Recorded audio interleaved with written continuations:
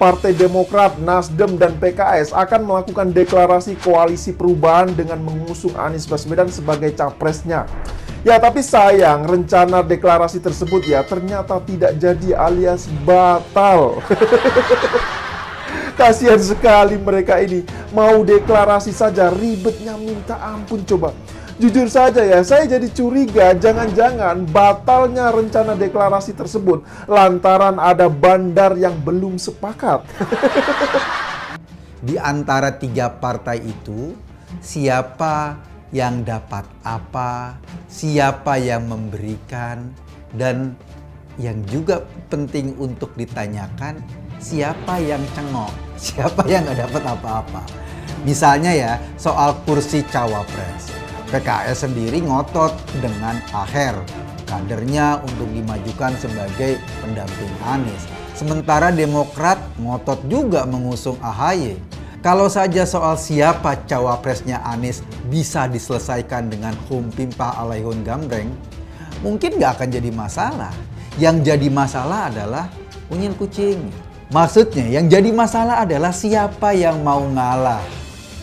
Kadernya nggak jadi cawapres. Yang ngalah akan dapat kompensasi apa? Dan siapa yang harus memberikan kompensasi tersebut? Anies Baswedan safari politik. PKS dan Demokrat mengatakan tak ada deklarasi.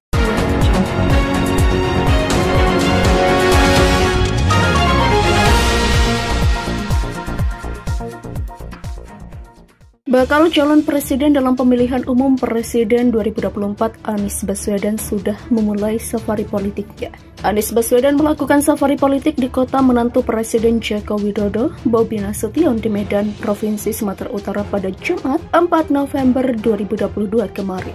Dalam kurun waktu 2 hari di Medan, Anies Baswedan akan mengunjungi berbagai rangkaian acara, mulai dari bertemu dengan para relawan, para tokoh lintas etnis dan lintas agama. Kendati Anies terus melakukan safari politik dan dua partai koalisi yakni Partai Keadilan Sejahtera dan Partai Demokrat ternyata tidak mendapat undangan dalam deklarasi relawan Indonesia pada 10 November 2022 mendatang.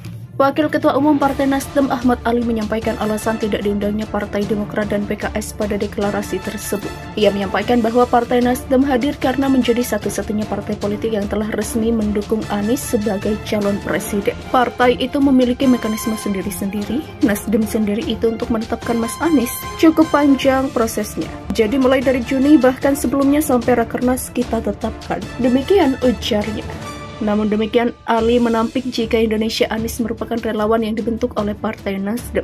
Ia mengklaim relawan Indonesia Anies bakal bekerja untuk parpol lain yang sama-sama bekerja untuk pemenangan Anies. Direktur Lembaga Kajian Politik Nusakom Pratama Ari Junaidi menilai PKS bisa bergabung ke koalisi Gerindra dan Partai Kebangkitan Bangsa atau PKB. Menurutnya, keputusan itu bisa diambil karena kepentingan PKS dinilai sulit diakomodir oleh dua calon mitra koalisinya, Partai Nasdem dan Partai Demokrat.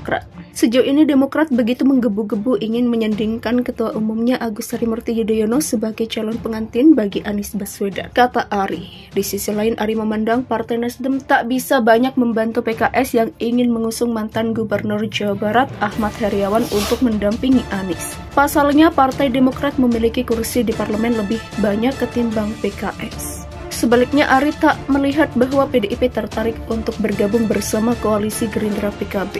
Ia menduga partai pimpinan Megawati itu tidak akan mendapatkan banyak keuntungan jika bekerja sama dengan Prabowo Subianto dan Muhaimin Iskandar.